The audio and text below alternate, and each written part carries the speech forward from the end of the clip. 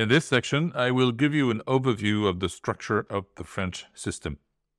First, the power and administration organization, with a few historical words to understand where it's all coming from. A few words about France in Europe. Then the legal, tax, and healthcare systems. And in the end, who does what in France today. France has a pretty unique power structure. A president with lots of power, who appoints a prime minister and its ministers too, and a parliament with two chambers to write the law, but mostly in accordance to what the government wants. That makes for a quasi-presidential and quasi-parliamentary form of government with a strong head of state. The president is directly elected by the people for 5 years. The prime minister can be replaced any time by the president, and the prime minister and members of the council do not have to be members of parliament, but they're responsible to it. The National Assembly is the principal legislative body, and it has the last word in the event of a disagreement with the Senate, the lower house of parliament. But the French constitution gives parliament somehow restricted and limited powers. It can legislate only on the items defined in said constitution, and mostly after approval by the government. France's administrative structure is designed to balance centralized decision-making by the ministries, up to 50, and administrative agencies, all in Paris, with local and regional autonomy. Each of France's départements, as well as régions, is headed by a prefect appointed by the central government. In 1982, a law was passed to decentralize authority to local authorities on a number of administrative and fiscal matters.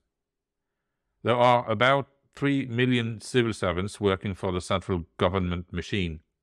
The higher ranking of them are selected through École Nationale d'Administration, ENA, on the basis of merit. And like in the UK, civil servants in France enjoy a lot of political rights and the right to strike as well. There is no spoil system in France, and although there's no rule against public servants having a political activity, that's always a little bit complicated to manage in this country. The judiciary in France is independent, and the court system is hierarchically structured. More on this a little later on this section. The French local administration consists of territorial institutions freely governed by councils that are directly elected by the people. Since 1982, a wide range of administrative and fiscal powers have been given to local elected officials, but not the power to pass local laws. Laws are passed in Paris.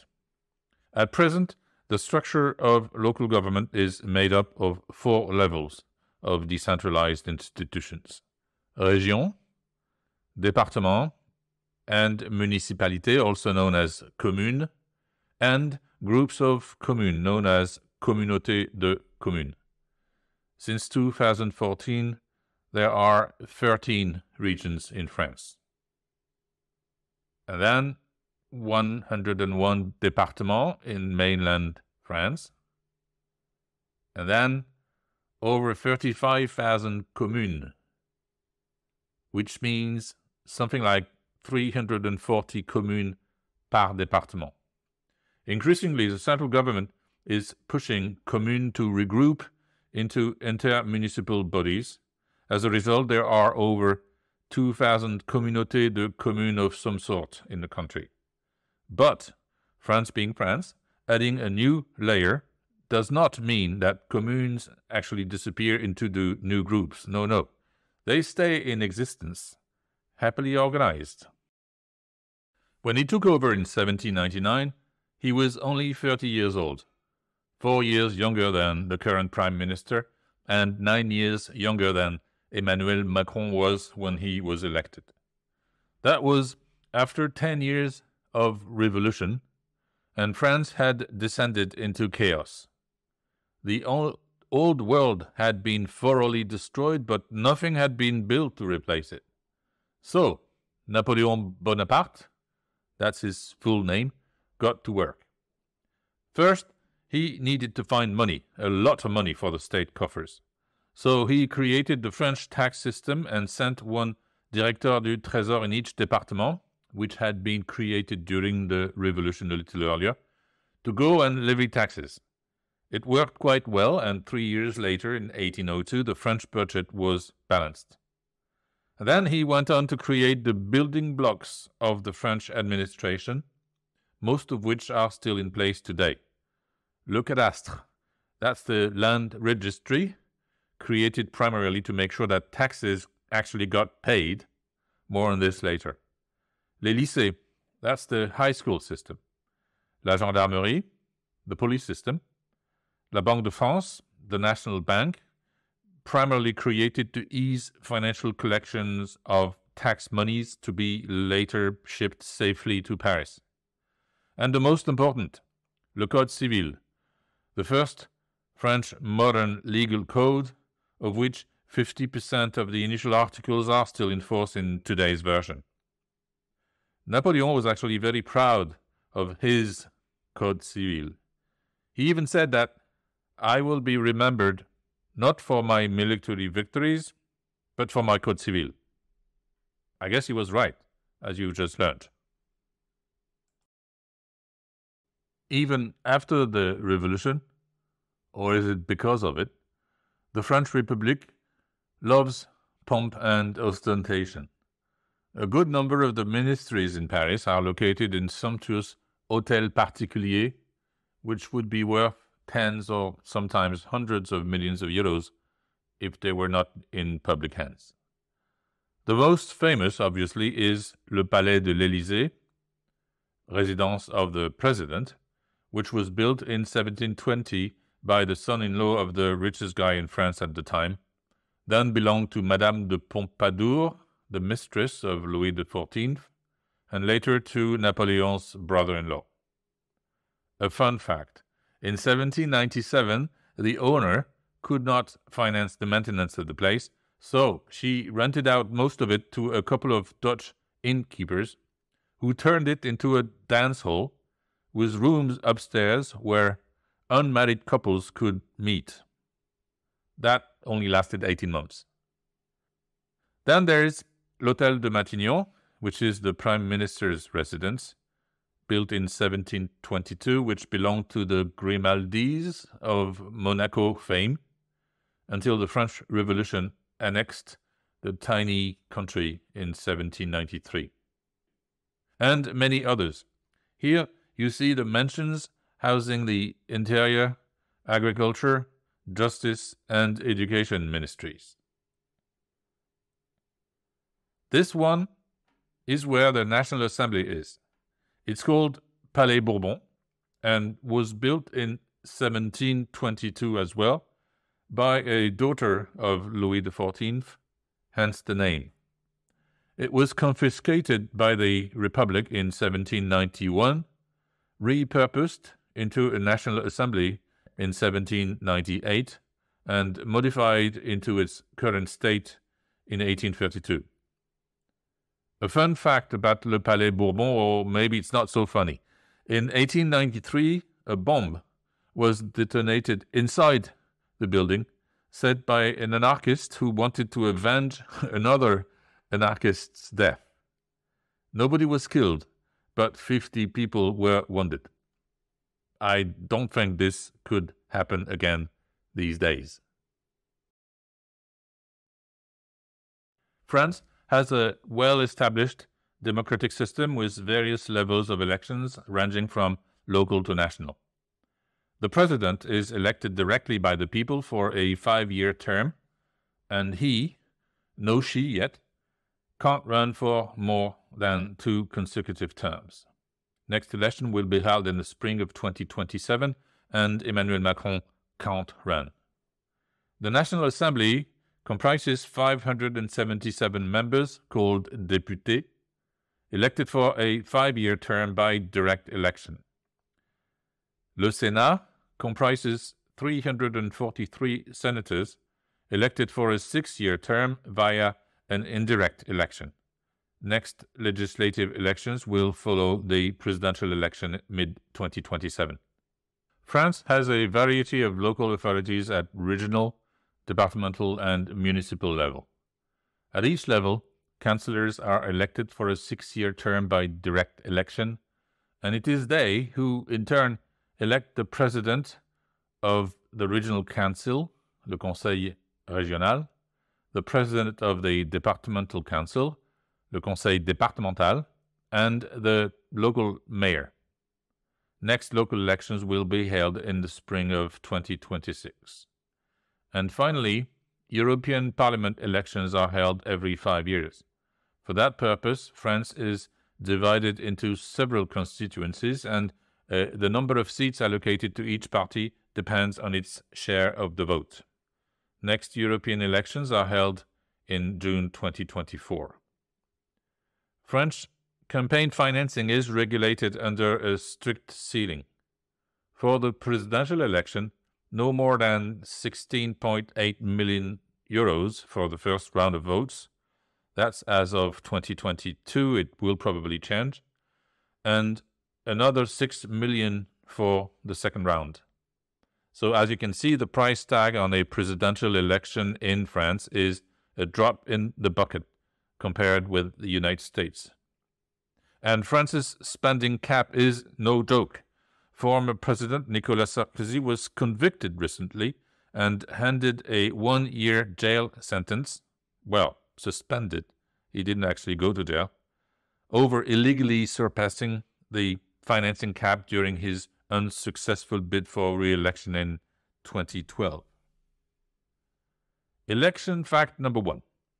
France has experimented with electronic voting in some local elections, but it's not been widely adopted due to concerns about security and transparency, which is a bit weird because at the same time the central government insists that all tax-related transactions, declarations, exchanges, and payments be conducted online. So it would appear that technology can be trusted to pay taxes, but not to vote. Don't ask me why. Election fact number 2. France occasionally holds referendums on important national issues. Citizens can directly vote on constitutional changes or major policy decisions, but very rarely. Election fact number 3. There is some sort of a quota for female candidates. To promote gender equality in politics, France has introduced in 2000 a law that requires political parties to present an equal number of male and female candidates in elections, apart from the presidential election, obviously. Election fact number 4. Media fairness. Media in France are subject to strict constraints on how much airtime they devote to presidential candidates. And those rules evolve as the election nears. After the Constitutional Council, le Conseil constitutionnel, publishes the official list of candidates, radio and TV networks must provide equitable airtime, known as temps de parole, or speaking time, to each of the candidates, even the smaller, tiniest, unknown ones. This system looks increasingly out of date, not to mention difficult to enforce fairly, given the prevalence of social media. France is a founding member of the European Union and a core part of the bloc's legal and administrative framework due to its size, among other things. As an EU member, France is subject to European laws and regulations which cover various areas, including trade, competition, environmental protection, consumer rights, and more. Hence, the legal system in France is now, in essence, a combination of both national laws and EU laws.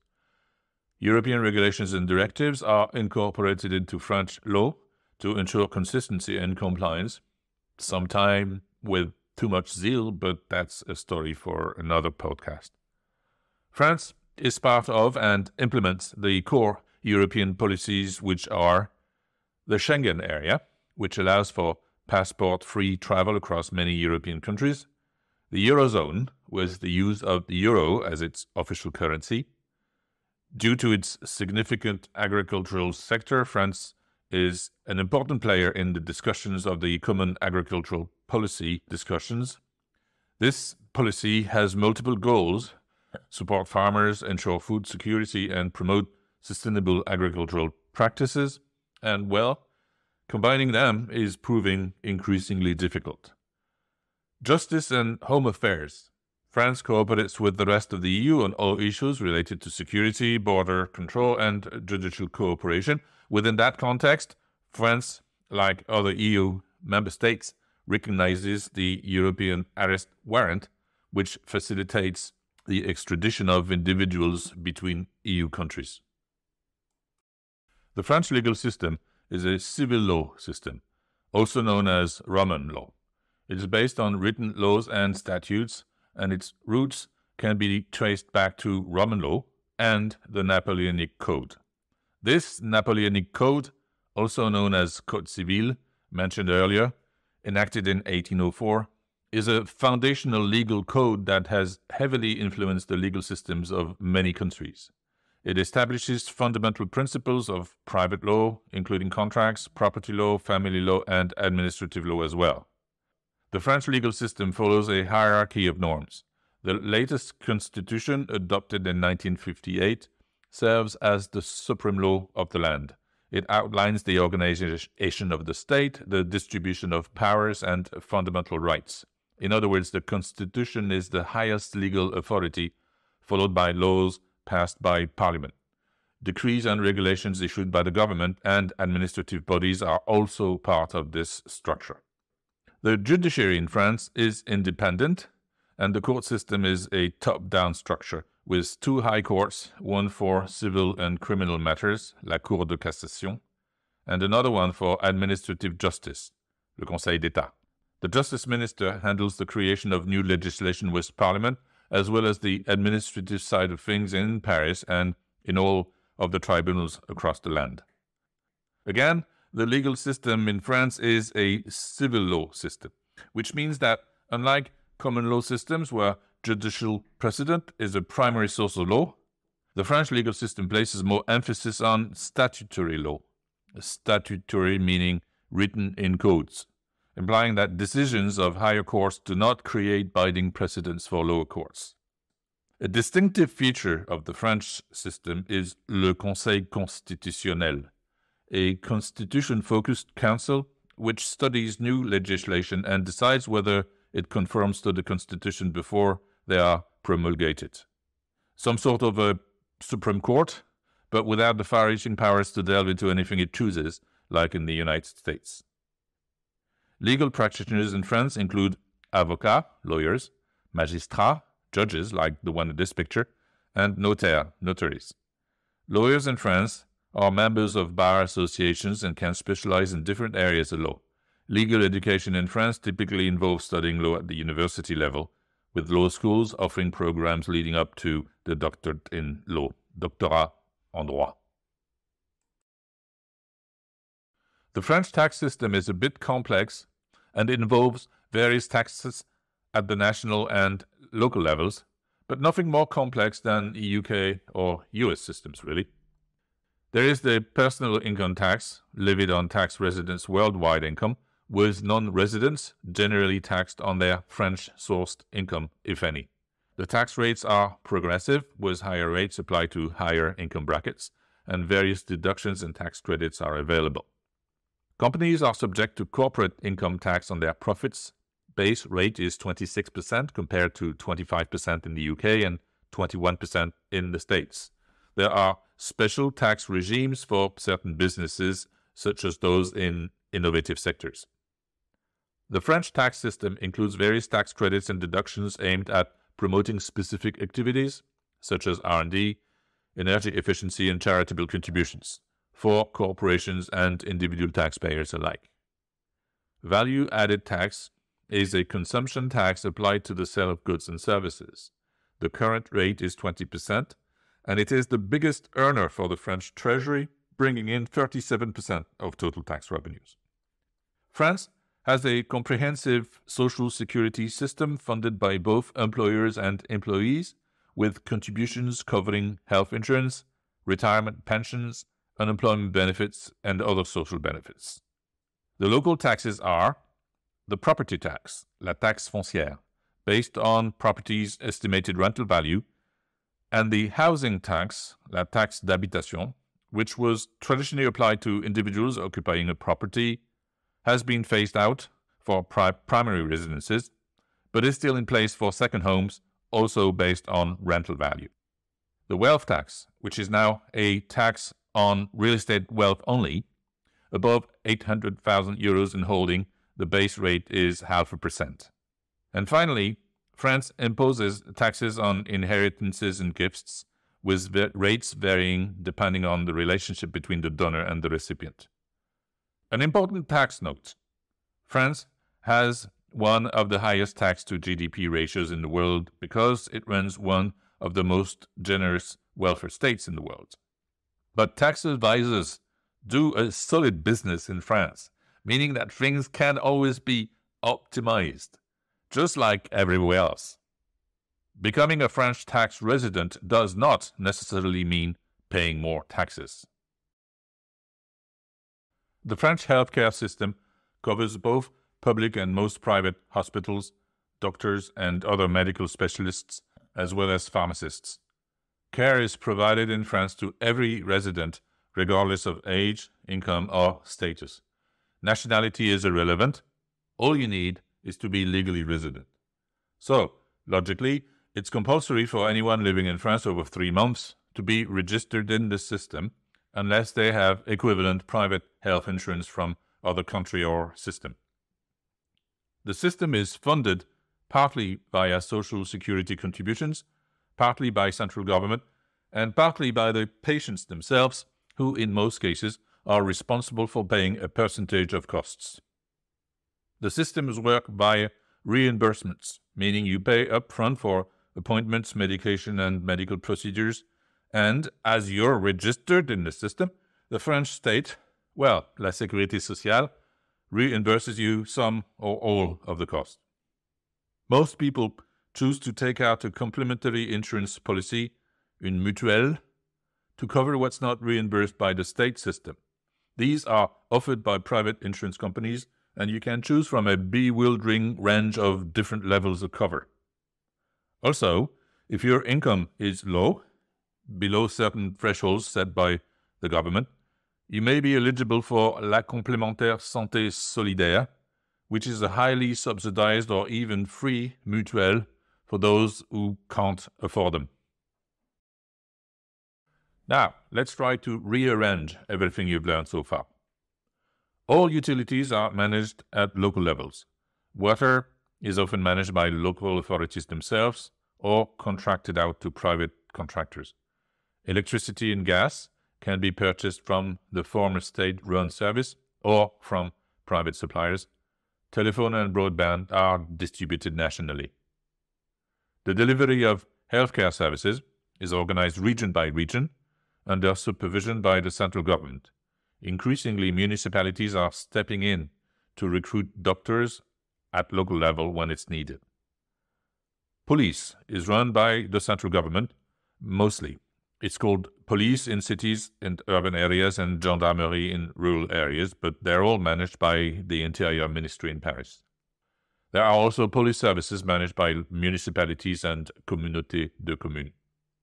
Roads are maintained by all levels of local authorities, depending on their importance, but the central government has mostly nothing to do with them.